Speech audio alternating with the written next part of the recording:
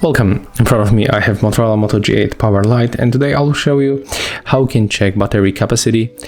So you cannot make it by using system information, so you have to make it by using additional application, the external app. So we have to go for search in the Play Store, tap and type battery information, and you have to get this application Ampere.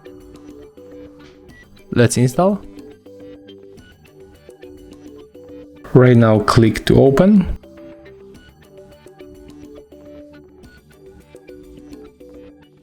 Click yes, agree, tap close, click OK, and as you can see, there we got the capacity of our battery in this place.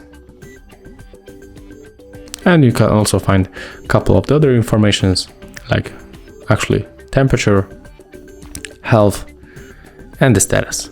So that's it. If you find this information helpful, remember to leave a like, comment, and subscribe to our channel.